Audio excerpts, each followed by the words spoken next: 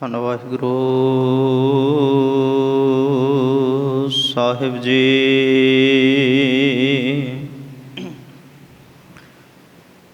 ਇੱਕ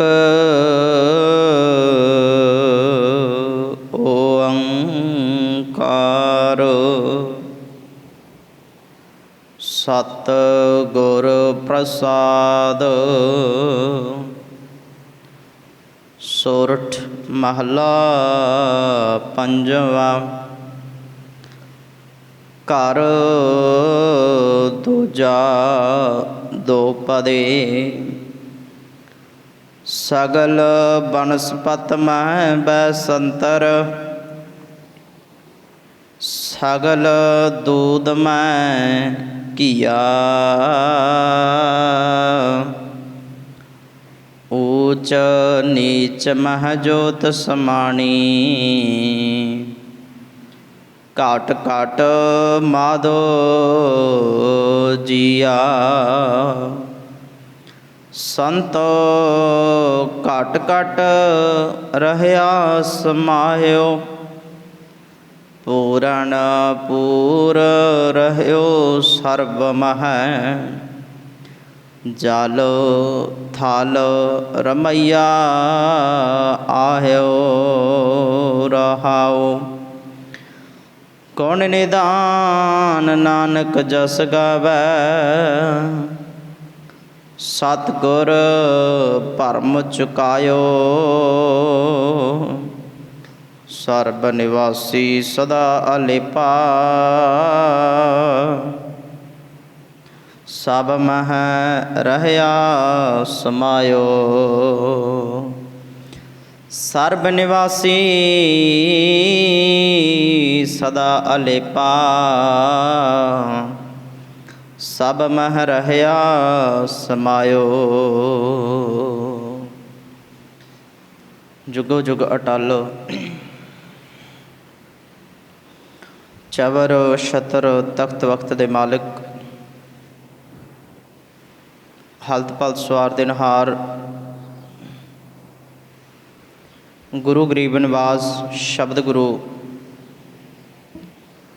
ਧੰਨ ਗੁਰੂ ਗ੍ਰੰਥ ਸਾਹਿਬ ਸੱਚੇ ਪਾਤਸ਼ਾਹ ਤਿਨਾਂ ਦੀ ਮੁਬਾਰਕ ਹਜ਼ੂਰੀ ਦੇ ਅੰਦਰ ਜੁੜ ਮਿਲ ਬੈਠੇ ਤੇ ਆਪੋ ਆਪਣੇ ਘਰਾਂ ਵਿੱਚ ਸ਼ਰਵਣ ਕਰ ਰਹੇ ਅਤਿ ਸਤਿਕਾਰਯੋਗ ਸਤਿਸੰਗੀ ਜਨੋ, ਆਓ ਪਾਤਸ਼ਾਹ ਜੀ ਦੇ ਪਾਵਨ ਬਚਨਾਂ ਦੇ ਨਾਲ ਕੁਝ ਸਮਾਂ ਮਨ ਬਿਰਤੀਆਂ ਇਕਾਗਰ ਚਿੱਤ ਕਰਨ ਦਾ ਯਤਨ ਕਰੀਏ। ਕੁਝ ਨਵਾਂ ਸਤਿਗੁਰਾਂ ਜੀ ਦੇ ਪਾਵਨ ਉਪਦੇਸ਼ਾਂ 'ਚੋਂ ਸਿੱਖੀਏ। ਪੰਚਮ ਗੁਰਦੇਵ ਗੁਰੂ ਅਰਜਨ ਸਾਹਿਬ ਪਾਤਸ਼ਾਹ ਜੀ ਦਾ ਸੋਰਠ ਰਾਗ ਦੇ ਵਿੱਚੋਂ ਦੋ ਪਦਾਂ ਵਾਲਾ ਇੱਕ ਸ਼ਬਦ ਆਪਾਂ ਨੇ ਪੜ੍ਹਿਆ ਹੈ, ਜਿਹਦੇ ਵਿੱਚ ਸਤਿਗੁਰੂ ਗੁਰੂ ਅਰਜਨ ਸਾਹਿਬ ਪਾਤਸ਼ਾਹ ਜੀ ਉਸ ਨਿਰੰਕਾਰ ਦੇ ਬਾਬਤ ਕੁਝ ਕੁ ਉਦਾਹਰਨਾਂ ਸਾਡੇ ਸਾਹਮਣੇ ਰੱਖਦੇ ਨੇ।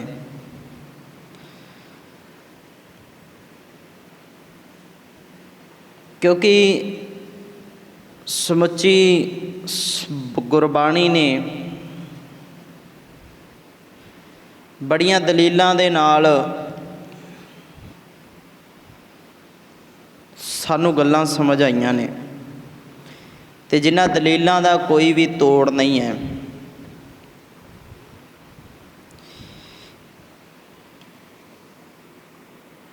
ਅਤੇ ਆਓ ਆਪਾਂ ਇਸ ਪਾਵਨ ਸ਼ਬਦ ਦੇ ਵਿਚਾਰ ਨੂੰ ਆਰੰਭਣ ਤੋਂ ਪਹਿਲਾਂ ਉਸ ਇੱਕੋ ਇੱਕ ਨਿਰੰਕਾਰ ਨੂੰ ਚਿੱਤ ਵਿੱਚ ਟਿਕਾਉਣ ਦਾ ਯਤਨ ਕਰੀਏ। ਗੁਰਦਰਬਾਰ ਦੀ ਮਰਿਆਦਾ ਨਿਭਾ ਲਈਏ। ਜਿੰਨੀਆਂ ਵੀ ਸੰਗਤਾਂ ਜੁੜ ਮਿਲ ਬੈਠੀਆਂ ਨੇ, ਲਵਾਓ ਹਾਜ਼ਰੀ। ਇੱਕੇ ਵਾਰ ਕਹਿਣ 'ਤੇ ਆਖੋ ਜੀ ਵਾਹਿਗੁਰੂ ਜੀ ਕਾ ਖਾਲਸਾ, ਵਾਹਿਗੁਰੂ ਜੀ ਕੀ ਫਤਿਹ।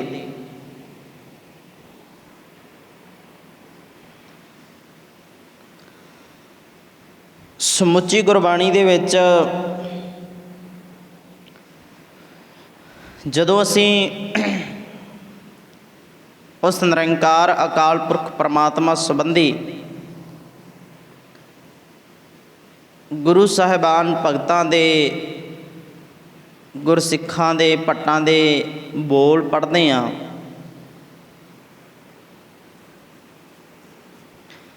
ਤਾਂ ਬੜਾ ਇੱਕ ਸੋਹਣੇ ਤਰੀਕੇ ਦੇ ਨਾਲ ਉਹਨਾਂ ਨੇ ਸਾਨੂੰ ਰੱਬ ਬਾਰੇ ਗੱਲ ਦੱਸੀ ਹੈ। ਤੇ ਜਦੋਂ ਅਸੀਂ ਗੁਰਬਾਣੀ ਦੇ ਮੁਤਾਬਕ ਰੱਬ ਨੂੰ ਸਮਝਾਂਗੇ ਨਾ ਤਾਂ ਉਹ ਪ੍ਰਮਾਤਮਾ ਹੈ ਜਿਹੜਾ ਬੜਾ ਵਿਸ਼ਾਲ ਨਜ਼ਰ ਆਵੇਗਾ, ਬਹੁਤ ਵੱਡਾ ਨਜ਼ਰ ਆਵੇਗਾ, ਅੰਤ ਨਹੀਂ ਹੋਵੇਗਾ ਕੋਈ ਉਹਦਾ। ਹੁਣ ਦੇਖੋ ਸਮਾਜ ਦੇ ਵਿੱਚ ਜਿਵੇਂ ਦੀਆਂ ਸਾਡੀ ਸੁਰਤ ਦੇ ਵਿੱਚ ਗੱਲਾਂ ਘਰ ਕਰ ਚੁੱਕੀਆਂ ਨੇ, ਅਸੀਂ ਉਸ ਰੱਬ ਦਾ ਦਾਇਰਾ ਵੀ ਛੋਟਾ ਕਰ ਦਿੱਤਾ, ਉਹਨੂੰ ਬੜਾ ਛੋਟਾ ਕਰ ਦਿੱਤਾ। ਅਸੀਂ ਆਪੋ ਆਪਣੇ ਤਰੀਕੇ ਦੇ ਨਾਲ ਢਾਲ ਕੇ ਆਪੋ ਆਪਣੇ ਰੱਬ ਘੜ ਲਏ, ਆਪੋ ਆਪਣੇ ਰੱਬ ਬਣਾ ਲਏ। ਕੋਈ ਕਿਸੇ ਮੁਤਾਬਕ, ਕੋਈ ਕਿਸੇ ਮੁਤਾਬਕ, ਕੋਈ ਕਹਿੰਦਾ ਰੱਬ ਇਵੇਂ ਦਾ, ਕੋਈ ਕਹਿੰਦਾ ਰੱਬ ਇਵੇਂ ਦਾ, ਕੋਈ ਕਹਿੰਦਾ ਰੱਬ ਇਵੇਂ ਦਾ। ਬੰਦੇ ਦੀ ਸੋਚ ਦੇ ਵਿੱਚੋਂ ਰੱਬ ਨਿਕਲਿਆ ਵੀ ਆ ਐਵੇਂ ਦਾ, ਆ ਐਵੇਂ ਦਾ, ਆ ਐਵੇਂ ਦਾ, ਬੜਾ ਕੁਝ ਬਣ ਗਿਆ। ਆਪਾਂ ਪਹਿਲਾਂ ਵੀ ਬਹੁਤ ਵਾਰ ਵਿਚਾਰ ਸਾਂਝੀ ਕੀਤੀ ਹੈ ਵੀ ਜਿਵੇਂ ਦੇ ਰੱਬ ਬਣਾਏ ਉਹ ਕੋਈ ਕਿਸੇ ਆਕਾਰ ਦਾ, ਕੋਈ ਕਿਸੇ ਆਕਾਰ ਦਾ, ਕੋਈ ਕਿਸੇ ਨਾਮ ਦਾ, ਕੋਈ ਕਿਸੇ ਨਾਮ ਦਾ, ਅਨੇਕਾਂ। ਤੇ ਹੁਣ ਇਹ ਪਾਵਨ ਵਿਚਾਰ ਨੂੰ ਧਿਆਨ ਦੇ ਨਾਲ ਤੁਸੀਂ ਸਮਝਣਾ ਹੈ ਵੀ ਗੁਰਬਾਣੀ ਜਾਂ ਗੁਰਮਤ ਸਾਨੂੰ ਦੱਸਦੀ ਕੀ ਹੈ ਰੱਬ ਬਾਬਤ।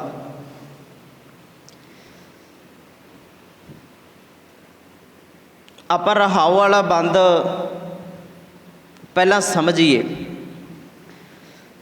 ਗੁਰੂ ਅਰਜਨ ਸਾਹਿਬ ਪਾਤਸ਼ਾਹ ਕਹਿੰਦੇ ਸੰਤੋ ਘਟ ਘਟ ਰਹਿਆ ਸਮਾਇਓ। ਕਹਿੰਦੇ ਸੰਤੋ ਉਹ ਪ੍ਰਮਾਤਮਾ ਹਰੇਕ ਸਰੀਰ ਵਿੱਚ ਮੌਜੂਦ ਹੈ, ਘਟ ਘਟ ਦੇ ਵਿੱਚ ਹਰੇਕ ਸਰੀਰ 'ਚ ਮੌਜੂਦ ਆ, ਹਰੇਕ ਘਟ ਦੇ ਵਿੱਚ। ਹੋਰ ਅਨੇਕਾਂ ਤੁਸੀਂ ਗੁਰਬਾਣੀ ਦੇ ਵਿੱਚ ਉਹ ਪ੍ਰਮਾਣ ਦੇਖ ਸਕਦੇ ਹੋ, ਬਹੁਤ ਕੁਛ ਆ, ਬੜੇ ਫਰਮਾਨ ਨੇ ਗੁਰਬਾਣੀ ਦੇ ਵਿੱਚ।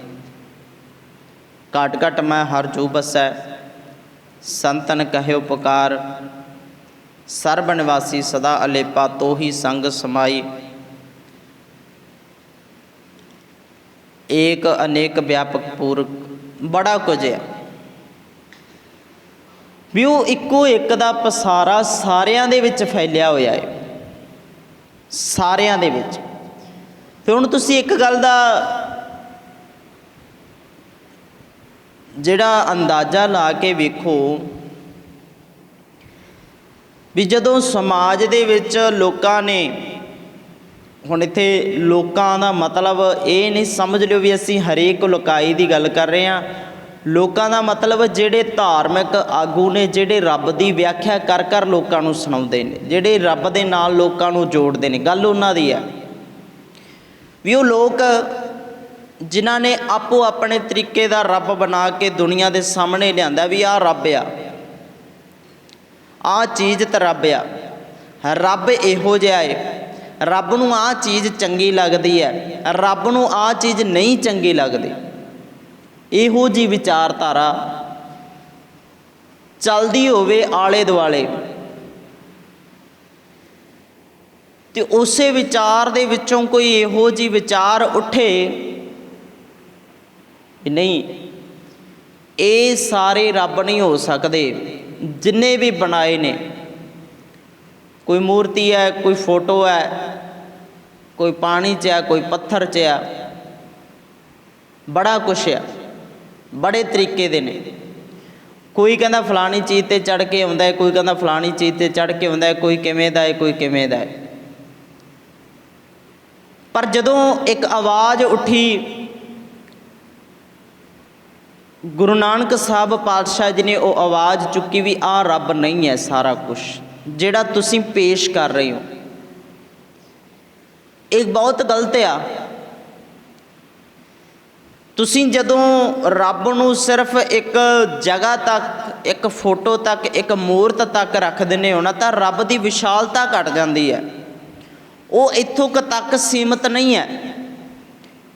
पत्थर किसी फोटो किसी मूरत च कैद नहीं किया जा सकता, उसकी विशालता बहुत आ, विशाल आ, वड्डा है। तो जदों इहो ਜਿਹੇ विचार सारे समाज विच फैली होवे तो ਉਹਦੇ उल्ट कोई नवीं विचार खड़ी होवे, तुसीं आप अंदाज़ा लाओ भी विरोध कितना होया होवेगा। जदों बाबे ने कहता भी मैनू तेरे वाला धर्म जिहड़ा चंगा नहीं लगता,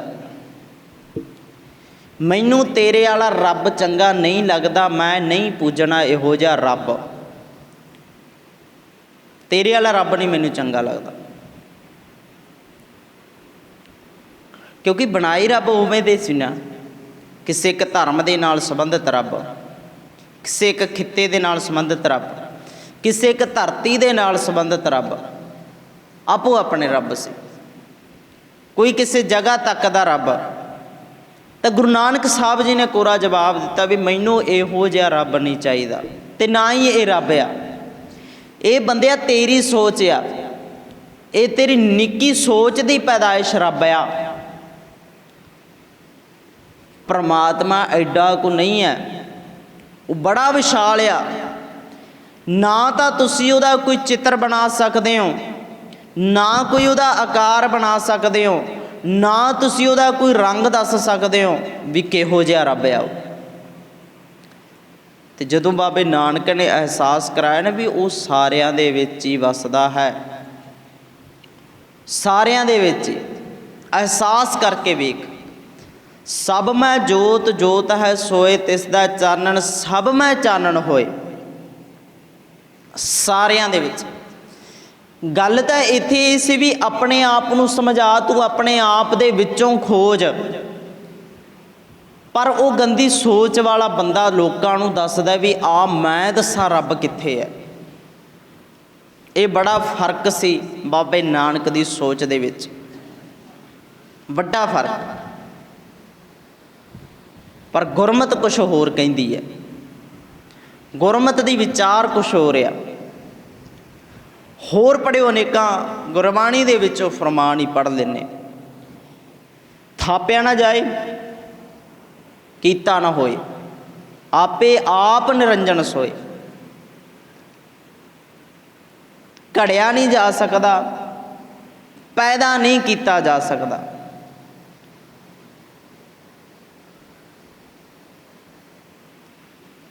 पैदा भी नहीं किया जा सकता। आसा की वार दे विच आपां पावन बोल सतगुरु जी दे पढ़ते हैं, जिहदे विच सतगुरु जी औरत की गल करते हैं, इस्त्री का जिहड़ा सत्कार करते हैं,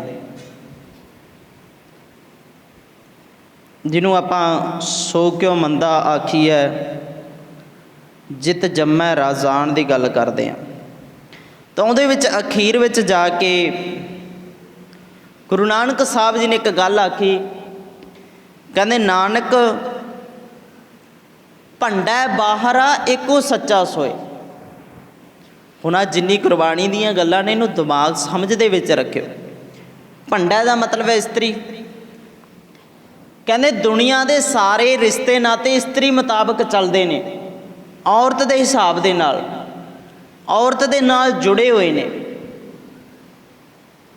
कोई बंदा अलग नहीं रह सकता, कला नहीं रह सकता। पर गुरुदेव जी ने नाल ये भी पक्ष रखा भी इको एक रब जी ने परमात्मा आ, वो जिहड़ा भंडा है बाहर इस्त्री तो बाहर आ। ਉਹਦਾ ਸਕਾ ਕੋਈ ਮਾਂ-ਬਾਪ ਨਹੀਂ ਵੀ ਜੀ ਤੋਂ ਪੈਦਾ ਹੋਇਆ ਹੋਵੇ, ਕਿਸੇ ਕੁੱਖ ਤੋਂ ਪੈਦਾ ਨਹੀਂ ਹੋਇਆ, ਕਿਸੇ ਬਾਪ ਦੇ ਘਰੇ ਪੈਦਾ ਨਹੀਂ ਹੋਇਆ, ਕੋਈ ਉਹਦਾ ਸਕਾ ਭੈਣ ਭਰਾ ਨਹੀਂ ਹੈ। ਉਹ ਸਾਰਿਆਂ ਦੇ ਵਿੱਚ ਸਮਾਇਆ ਹੋਇਆ, ਸਾਰਿਆਂ ਦੇ ਵਿੱਚ, ਸਾਰਿਆਂ ਦਾ ਇਕੱਲਾ ਉਹ ਬਾਪ ਆ, ਉਹਦਾ ਕੋਈ ਮਾਂ-ਬਾਪ ਨਹੀਂ ਹੈ। ਜਿਸ ਸਮਾਜ ਦੇ ਵਿੱਚ ਇਹ ਗੱਲਾਂ ਪ੍ਰਚਲਿਤ ਹੋਈਆਂ ਹੋਣ ਵੀ ਰੱਬ ਨੇ ਫਲਾਣੀ ਥਾਂ 'ਤੇ ਜਨਮ ਲਿਆ, ਫਲਾਣੇ ਦੇ ਘਰੇ ਜਨਮ ਲਿਆ, ਕਦੇ ਦੁਆਪਰ ਦੇ ਵਿੱਚ, ਕਦੇ ਤ੍ਰੇਤੇ ਦੇ ਵਿੱਚ, ਕਦੇ ਸਤਯੁਗ ਦੇ ਵਿੱਚ ਜਨਮ ਲਿਆ,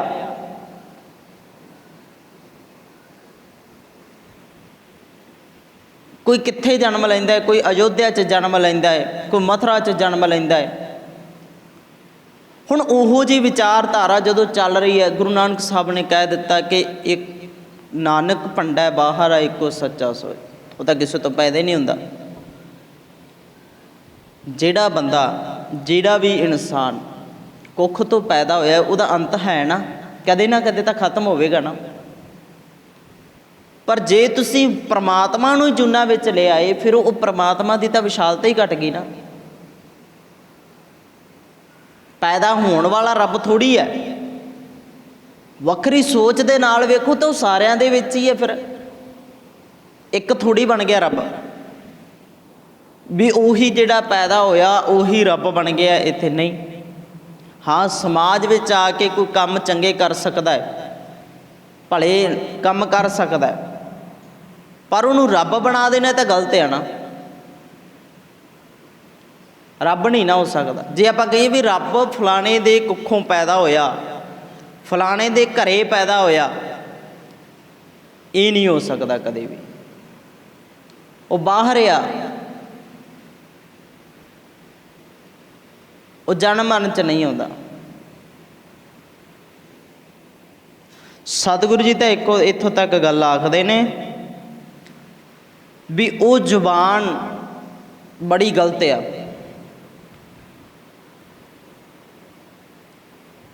ਉਹ ਜ਼ੁਬਾਨ ਬਹੁਤ ਗਲਤ ਆ ਜਿਹੜੀ ਕਹਿੰਦੀ ਆ ਵੀ ਪ੍ਰਮਾਤਮਾ ਜੂਨਾਂ ਵਿੱਚ ਆਉਂਦਾ ਹੈ। ਸਤਿਗੁਰੂ ਜੀ ਨੇ ਫਰਮਾਨ ਦਿੱਤਾ, ਕਹਿੰਦੇ ਸੋ ਮੁਖ ਜਲੋ ਜਿਤ ਕਹਿ ਠਾਕੁਰ ਜੋਨੀ, ਸੜ ਜਾਏ ਤੇਰਾ ਉਹ ਮੂੰਹ ਜਿਸ ਦੇ ਰਾਹੀਂ ਤੂੰ ਆਖਦਾ ਹੈ ਕਿ ਮਾਲਕ ਪ੍ਰਭੂ ਜੂਨਾਂ ਵਿੱਚ ਆਉਂਦਾ ਹੈ, ਅਵਤਾਰ ਧਾਰਦਾ ਹੈ। ਪਰਮਾਤਮਾ ਅਵਤਾਰ ਨਹੀਂ ਧਾਰਦਾ, ਉਹ ਆਦਿ ਸੱਚ ਜੁਗਾਦ ਸੱਚ ਹੈ, ਕਦੇ ਵੀ ਨਹੀਂ। ਇੱਥੇ ਇੱਕ ਗਾਥਾ ਪ੍ਰਚਲਿਤ ਕੀਤੀ ਗਈ, ਉਹ ਕਿਸੇ ਧਾਰਮਿਕ ਗ੍ਰੰਥ ਦੇ ਬੋਲ ਨੇ ਵੀ ਜਦੋਂ ਜਦੋਂ ਦੁਨੀਆ ਦੇ ਵਿੱਚ ਕਾਲ ਪੈਂਦਾ ਹੈ ਤਾਂ ਮੈਂ ਜਨਮ ਲੈਂਦਾ ਹਾਂ।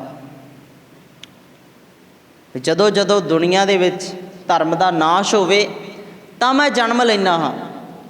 ਤੁਸੀਂ ਉਹ ਸਾਰਾ ਵਰਤਾਰਾ ਵੇਖਿਓ ਵੀ ਇਹੋ ਜਿਹਾ ਰੱਬ ਜਿਹੜਾ ਪੈਦਾ ਹੋਇਆ ਨਾ, ਉਹ ਸਿਰਫ ਮਹਾਰਾਸ਼ਟਰ ਜਾਂ ਯੂਪੀ ਤੱਕ ਹੀ ਸੀਮਤ ਆ, ਇੱਧਰ ਨਾਲ ਕੋਈ ਉਹਦਾ ਲੇਖਾ ਜੋਖਾ ਨਹੀਂ। ਉਹ ਉੱਥੋਂ ਤੱਕ ਦੇ ਨੇ ਜਿੰਨੇ ਵੀ ਰੱਬ ਪੈਦਾ ਹੋਏ, ਉਹ ਓਨੇ ਕੁ ਆਲੇ ਦੁਆਲੇ 'ਚ, ਕੋਈ ਯੂਪੀ 'ਚ, ਕੋਈ ਦੁਆਰਕਾ 'ਚ, ਕੋਈ ਮਥੁਰਾ 'ਚ, ਉਹਨੇ ਏਰੀਏ 'ਚ ਮਹਾਰਾਸ਼ਟਰ ਪੈਦਾ ਹੋਏ ਨੇ। ਬਾਕੀ ਦੇ ਦੁਨੀਆ ਦੇ ਹਿਸਾਬ ਦੇ ਨਾਲ ਤਾਂ ਕਿਤੇ ਉਹਨਾਂ ਦਾ ਇਤਿਹਾਸ ਹੀ ਨਹੀਂ ਹੈ, ਥੇ ਹੀ ਨਹੀਂ ਹੈ ਕੋਈ। ਬਾਕੀ ਵੀ ਤਾਂ ਦੁਨੀਆ ਸੀ, ਜਾਂ ਫਿਰ ਰੱਬ ਵਿਤਕਰਾ ਕਰ ਰਿਹਾ ਵੀ ਮੇਰੀ ਥਾਂ ਹੀ ਉਨੀ ਕੁ ਹੈ। ਬਾਕੀ ਵੀ ਤਾਂ ਦੁਨੀਆ ਵੱਸਦੀ ਹੈ ਨਾ, ਕਿ ਬਾਕੀ ਦੁਨੀਆ ਨੂੰ ਨਹੀਂ ਤਾਰਨਾ ਸੀ। ਕਰਤੀ ਨਾ ਸੋਚ ਛੋਟੀ ਰੱਬ ਦੀ। ਪਰ ਗੁਰੂ ਨਾਨਕ ਸਾਹਿਬ ਪਾਤਸ਼ਾਹ ਨੇ ਜਦੋਂ ਰੱਬ ਦੀ ਵਿਚਾਰ ਦਿੱਤੀ ਨਾ, ਬੜੀ ਕਮਾਲ ਦਿੱਤੀ ਹੈ। ਅਤੇ ਨਾ ਤਾਂ ਉਹਦਾ ਅੰਦਾਜ਼ਾ ਲਾਇਆ ਜਾ ਸਕਦਾ ਹੈ, ਨਾ ਉਹਨੂੰ ਮਿਣਿਆ ਜਾ ਸਕਦਾ, ਨਾ ਉਹਦੇ ਨਾਮ ਗਿਣੇ ਜਾ ਸਕਦੇ ਨੇ, ਉਹਦੇ ਗੁਣ ਵੀ ਨਹੀਂ ਗਿਣੇ ਜਾ ਸਕਦੇ। ਬੜਾ ਵਿਸ਼ਾਲ ਆ, ਬਹੁਤ ਵੱਡਾ ਹੈ। ਅਤੇ ਉਹਦਾ ਇੱਕ ਰੂਪ ਨਹੀਂ, ਰੂਪ ਵੀ ਉਹਦੇ ਅਨੇਕਾਂ ਨੇ। ਘਟ ਘਟ ਦੇ ਵਿੱਚ ਆ, ਹਰੇਕ ਥਾਂ 'ਤੇ। ਉਸ ਕਿਸੇ ਇੱਕ ਦੇਸ਼ ਦਾ, ਕਿਸੇ ਇੱਕ ਖਿੱਤੇ ਦਾ, ਕਿਸੇ ਇੱਕ ਕੌਮ ਦਾ, ਕਿਸੇ ਇੱਕ ਧਰਮ ਦਾ ਨਹੀਂ ਹੈ। ਉਸ ਰੱਬ ਨੂੰ ਅਰਾਧੀਏ ਜਿਹੜਾ ਸਾਰਿਆਂ ਦੇ ਵਿੱਚ ਵਸਿਆ ਹੋਇਆ। ਅਤੇ ਜਿੱਦਣ ਆਹ ਸੋਚ ਪੈਦਾ ਹੋਈ ਨਾ, ਸਾਡੀ ਆ ਧਰਮਾਂ ਵਾਲੀ ਲੜਾਈ ਮੁੱਕ ਜਾਣੀ ਹੈ। ਧਰਮਾਂ ਵਾਲੀ ਲੜਾਈ एक दूजे तो दुखी होना छड्ड देना असीं। मेरा रब अलग ते तेरा रब अलग वाली गल ही खत्म हो जानी है जिद्दन घट घट दे विचों दिसन लग पिया। कहंदे सो मुख जलो जित कह ठाकुर जोनी, जन्म न मरै न आवे न जाए, नानक का प्रभ रहियो समाए। कहंदे हर वक्त समाया ही होया है, ना जमदा ना मरदा ना आउंदा ना जांदा। हुण वेख लो भी कित्थों रब पैदा होया। ਉਹ पूजने ने ਜਿਹੜੇ ਕਿਸੇ माँ बाप तो पैदा होए ਜਾਂ ਜਿਹੜਾ ਉਹ ਨਿਰੰਕਾਰ ਆ ਜਿਹੜਾ ਸਾਰਿਆਂ 'ਚ ਵਿਆਪਕ ਹੈ। ਸਾਡੇ ਘਰਾਂ 'ਚ ਅੱਜ ਫੋਟੋਆਂ ਉਹਨਾਂ ਦੀਆਂ ਲਮਕਦੀਆਂ ਨੇ ਜਿਹੜੇ ਕਿਤੇ ਪੈਦਾ ਹੋਏ ਤੇ ਮਰ ਵੀ ਗਏ, ਆਪਣੇ ਹਿਸਾਬ ਦੇ ਨਾਲ ਟਾਈਮ 'ਚ ਪੈਦਾ ਹੋਏ ਤੇ ਖਤਮ ਹੋ ਗਏ। ਉਹਨਾਂ ਦੇ ਮਾਂ ਬਾਪ ਵੀ ਹੋਣਗੇ ਫਲਾਣੇ ਦੇ ਘਰੇ ਪੈਦਾ ਹੋਇਆ ਸੀ। ਗੁਰਬਾਣੀ ਦੇ ਵਿੱਚ ਤਾਂ ਇੱਥੋਂ ਤੱਕ ਲਿਖਿਆ ਹੋਇਆ ਹੈ, ਕਿਉਂਕਿ ਕਿਹਾ ਜਾਂਦਾ ਨਾ ਵੀ ਰੱਬ ਨੰਦ ਦੇ ਘਰ ਪੈਦਾ ਹੋਇਆ, नंद दे घर। तो सतगुरु जी ने कह दिता भी जे नंद दे घर रब पैदा होया सी फिर तो जूना विच आ गया। सतगुरु कहंदे भी फिर तो जूना दे विच आ गया। जे तुसीं कहंदे हो भी रब जूना दे विच नहीं आउंदा फिर तुहाडे हिसाब दे नाल तो जूना विच आ गया।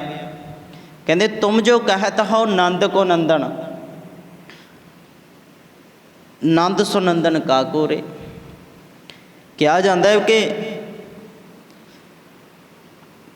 गोकल का एक ग्वाला सी जिहदी इस्त्री का नाम सी यशोदा। ते जदों कंश अपनी भैन देवकी दे घर नवें जन्मे बाल कृष्ण जी नूं मारना चाहुंदा सी तां इन्हां दे पिता वासुदेव ने इन्हां नूं मथुरा तो रातों रात कट दिता, रातों रात कट दिता। तो साखी जिवें दी तुहानूं पता ही है, वेख्या भी होना, टैलीविजन च भी आउंदा है। नंद ते यशोदा ने कृष्ण नूं पालिया क्योंकि वो रातों रात छड्डिया आ। कहंदे जे तुसीं आखदे हो कि परमात्मा नंद दे घर अवतार लैके नंद दा पुत्तर बनिया, फिर ये दसो भी नंद किहदा पुत्तर सी? ये तां जूना विच आ रहे ने भी रब दा भी कोई प्यो हो गया। आपां तां ये गल करदे भी तुम मात पिता हम मुबारक तेरे, तू साडा मात पिता है, तो जूना विच ही नहीं आउंदा। परमात्मा फिर अजूनी है, मूल मंत्र विच पढ़ते हैं तुम जो कहत हो नंद को नंदन, नंद सुनंदन का कोरे, तारण आकाश दशो दिश नाही, तब ये नंद कहाँ थोरे। भी जे नंद दे घर रब ने जन्म लिया, कृष्ण रूप दे विच पैदा होया। कहते जदों आ सारा कुछ बने ही नहीं सी रब तो उदों भी सी, फिर नंद कित्थे सी? उदों जिहदे घर रब जम्मिया उदों भी होना चाहिए। फिर इवें नहीं कदे हो सकता। रब कदे भी जूना विच नहीं आउंदा हुंदा, ना जमदा है ना मरदा है। तो सतगुरु कहंदे संकट नहीं पारै जोन नहीं आवै, नाम निरंजन जाको रे। परमात्मा ते ना तां कदे संकट पैंदा है ते ना वो जूना दे विच आउंदा है। कबीर को स्वामी ऐसो ठाकुर जाकै माई ना बापो रे। जिहदी ना तां माँ है ते ना कोई प्यो है, कबीर दा स्वामी वो है। ये कबीर साहब जी का पावन बचन आ। तो सतगुरु जिहड़ा अज दा पावन उपदेश दे रहे ने, जिहदे विच गुरु अर्जन साहब जी ने गल कीती है, कहंदे संतो घट घट रहिया समायो। संत जनो गल सुनो, परमात्मा घट घट दे विच वसिया होया है। आ बाकी सारा कुछ छड़ दो भी रब इत्थे रब चार इट्टां च रब, दरख्त रब, पानी रब, किसी जीव जंतु च, किसी गधे, किसी सप च, कदे कासे च। रब इदां नहीं है, इहो जिहा नहीं है। अगे गुरुदेव जी ने कहा पूर्ण पूर रहियो सर्बमय है, वो सारियां दे विच पूर्ण है। जल थल रमैया आहियो, जलां थलां दे विच रमिया होया है, वो रमिया होया रमैया है। तो गुरुदेव जी ने अगे प्यारियां उदाहरणां दित्तियां। कहंदे सगल बसंतर सगल बनस्पत मैं बैसंतर। पहली उदाहरण सगल बनस्पत मैं है बैसंतर। हुण जिवें आपां दरख्त लगे हुए ने, बनस्पति है लगी हुई, जंगल ने, कहंदे जिवें उन्हां दे विच अग है ना दिखदी नहीं है, रब भी समाज विच इवें है।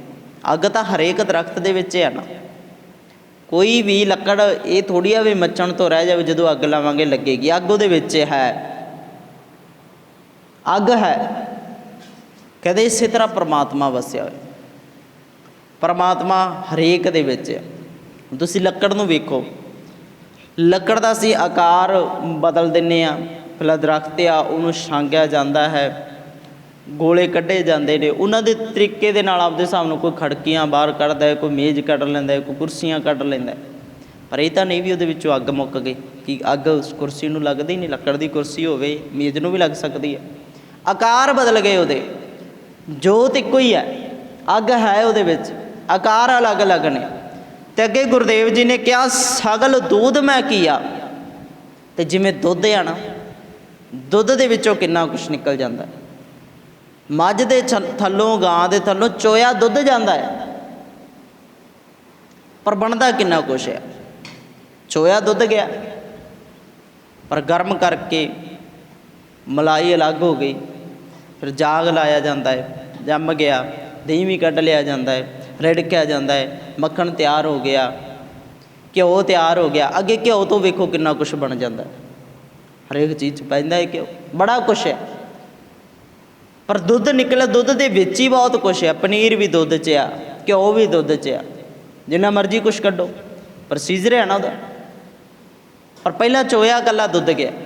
ਹੁਣ ਡਾਇਰੀ 'ਤੇ ਬੰਦਾ ਜਾਂਦਾ ਹੈ, ਡਾਇਰੀ 'ਤੇ ਕੋਈ ਦੁੱਧ ਲੈਣ ਜਾਂਦਾ ਹੈ, ਕੋਈ ਪਨੀਰ ਲੈ ਜਾਂਦਾ ਹੈ, ਕੋਈ ਘਿਓ ਲੈਣ ਜਾਂਦਾ ਹੈ। ਅਲੱਗ ਅਲੱਗ ਨੇ ਨਾ, ਪਰ ਹੈ ਇੱਕੋ ਹੀ, ਬਣਦਾ ਦੁੱਧ ਤੋਂ ਹੀ ਆ। ਕਹਿੰਦੇ ਪਰਮਾਤਮਾ ਵੀ ਇੱਥੇ ਇਵੇਂ ਸਮਾਇਆ ਹੋਇਆ। ਉਹ ਘਟ ਘਟ ਦੇ ਵਿੱਚ ਵੇਖ ਉਹਨੂੰ ਧਿਆਨ ਦੇ ਨਾਲ। ਰਾਹ ਬਾਹਰ ਨਾ ਪਾਲਣ ਚੱਲ ਜਿਆ ਕਰ, ਤੇਰੇ ਘਰ ਦੇ ਵਿੱਚ ਉਹਨਾਂ ਨੂੰ ਕਦੇ ਅਹਿਸਾਸ ਤਾਂ ਕਰਕੇ ਵੇਖ। ਤੇਰੇ ਮਾਂ ਬਾਪ ਦੇ ਵਿੱਚੋਂ ਵੀ ਦਿਖ ਪੈਣਾ ਹੈ, ਭੈਣ ਭਰਾਵਾਂ ਦੇ ਵਿੱਚੋਂ ਦਿਖ ਪੈਣਾ ਹੈ, ਰਿਸ਼ਤੇ ਨਾਤਿਆਂ ਦੇ ਵਿੱਚੋਂ ਹੀ ਦਿਖ ਪੈਣਾ ਹੈ। ਇੱਥੇ ਹੀ ਹੈ ਉਹ ਸਮਾਇਆ ਹੋਇਆ। ਰੂਪ ਅਲੱਗ ਅਲੱਗ ਨੇ, ਕੋਈ ਮਾਂ ਦੇ ਰੂਪ ਵਿੱਚ, ਕੋਈ ਪਿਤਾ ਦੇ ਰੂਪ ਵਿੱਚ, ਕੋਈ ਭੈਣ, ਕੋਈ ਭਰਾ, ਕੋਈ ਚਾਚੇ ਤਾਏ, ਸਾਰਿਆਂ ਦੇ ਰੂਪ ਵਿੱਚ ਹੋਵੇਗਾ। ਜੋਤ ਇੱਕੋ ਹੀ ਕੰਮ ਕਰਦੀ ਹੈ ਸਾਰੇ 'ਚ। ਰਿਸ਼ਤੇ ਨਾਤੇ ਅਲੱਗ ਅਲੱਗ ਨਾਮ ਦਿੱਤੇ ਗਏ। ਕਹਿੰਦੇ ਸਗਲ ਬਨਸਪਤ ਮਹਿ ਵੈ ਸੰਤਰ, ਸਗਲ ਦੂਧ ਮੈਂ ਕੀਆ। ਕਹਿੰਦੇ ਊਚ ਨੀਚ ਮੈਂ ਜੋਤ ਸਮਾਣੀ, ਘਟ ਘਟ ਮਾਧੋ ਜੀਆ। ਕਹਿੰਦੇ ਭਾਵੇਂ ਚੰਗੇ ਬੰਦੇ ਕੋਈ ਵੀ ਨੇ, ਸਾਰਿਆਂ ਦੇ ਵਿੱਚ ਉਹੀ ਹੈ, ਇੱਕੋ ਇੱਕ ਪਰਮਾਤਮਾ ਹੈ ਹਰੇਕ ਸਰੀਰ ਵਿੱਚ, ਸਭ ਜੀਵਾਂ ਵਿੱਚ। ਅਤੇ ਅੱਗੇ ਗੁਰਦੇਵ ਜੀ ਨੇ ਆਖਿਆ, ਕਹਿੰਦੇ ਗੁਣ ਨਿਧਾਨ ਨਾਨਕ ਜਸ ਗਾਵੈ, ਸਤਿਗੁਰ ਭਰਮ ਚੁਕਾਇਓ।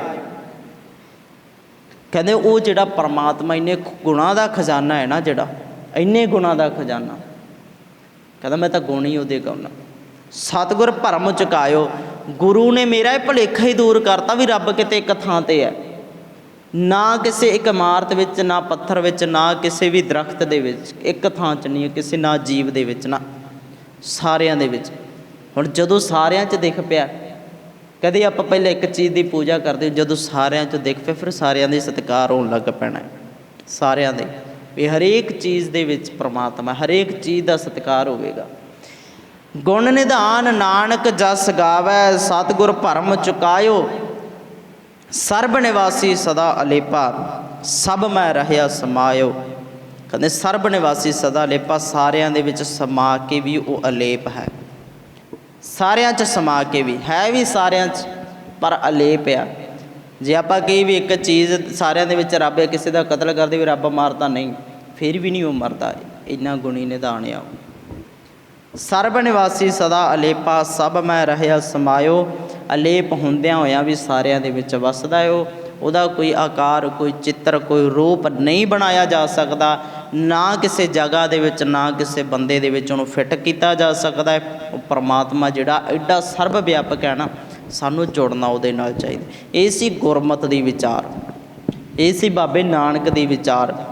ਅਤੇ ਜਿੱਦਣ ਬਾਬੇ ਨਾਨਕ ਨੇ ਕਦੀ ਗੱਲ ਕੀਤੀ ਵੀ ਇੱਕੋ ਇੱਕ ਹੈ ਜਿਹੜਾ ਸਾਰਿਆਂ 'ਚ ਸਮਾਇਆ ਹੈ, ਬਾਕੀ ਸਾਰੇ ਜਿੰਨੇ ਵੀ ਬਣਾਏ ਹੋਏ ਸੀ ਸਾਰੇ ਇੱਕ ਪਾਸੇ ਕਰ ਦਿੱਤੇ ਬਾਬੇ ਨੇ, ਵੀ ਅਸੀਂ ਤਾਂ ਉਹਨੂੰ ਆਰਾਧਦੇ ਹਾਂ ਜਿਹੜਾ ਸਾਰਿਆਂ 'ਚ ਸਮਾਇਆ ਹੋਇਆ ਹੈ। ਨਾ ਜੂਨਾ ਚਾਹੁੰਦਾ ਹੈ, ਨਾ ਅਵਤਾਰਾਂ ਚਾਹੁੰਦਾ ਹੈ, ਨਾ ਕਿਸੇ ਆਕਾਰ ਚਾਹੁੰਦਾ ਹੈ, ਨਾ ਔਰਤ ਬਣਦਾ ਹੈ, ਨਾ ਬੰਦਾ ਬਣਦਾ ਹੈ, ਨਾ ਕੋਈ ਜਾਨਵਰ ਬਣਦਾ ਹੈ। ਅਸੀਂ ਤਾਂ ਉਸ ਪ੍ਰਮਾਤਮਾ ਨੂੰ ਚਾਹੁੰਦੇ ਹਾਂ ਜਿਹੜਾ ਸਾਰਿਆਂ 'ਚ ਵੱਸਦਾ ਹੈ। ਅਤੇ ਇਹ ਸਤਿਗੁਰ ਦੀ ਪਾਵਨ ਵਿਚਾਰ ਜਿਹੜੀ ਅਸੀਂ ਵੀ ਜਿੱਦਣ ਚਿੱਤ ਵਿੱਚ ਵਸਾ ਲਈ, ਤਾਂ ਕੁਦਰਤ ਦੇ ਨਾਲ ਪਿਆਰ ਕਰਨਾ ਸਾਨੂੰ ਆ ਜਾਣਾ ਹੈ, ਰਿਸ਼ਤੇ ਨਾਤੇ ਸਮਝਣੇ ਆ ਜਾਣਗੇ। ਸਤਿਗੁਰੂ ਰਹਿਮਤ ਕਰਨ, ਪਾਵਨ ਗੁਰਬਾਣੀ ਦੀਆਂ ਵਿਚਾਰਾਂ ਕਰਦਿਆਂ ਬੋਲਦਿਆਂ ਅਨੇਕਾਂ ਭੁੱਲਾਂ ਹੋਣੀਆਂ ਸੁਭਾਵਿਕ ਨੇ। ਸਰਬੱਤ ਸੰਗਤਾਂ ਦਾ ਬਹੁਤ ਬਹੁਤ ਧੰਨਵਾਦ। ਅੰਤ ਵਿੱਚ ਬੁਲਾਓ ਜੀ ਫਤਿਹ ਆਖੋ ਜੀ। ਵਾਹਿਗੁਰੂ ਜੀ ਕਾ ਖਾਲਸਾ ਵਾਹਿਗੁਰੂ ਜੀ ਕੀ ਫਤਿਹ। ਧੰਨ ਵਾਹਿਗੁਰੂ।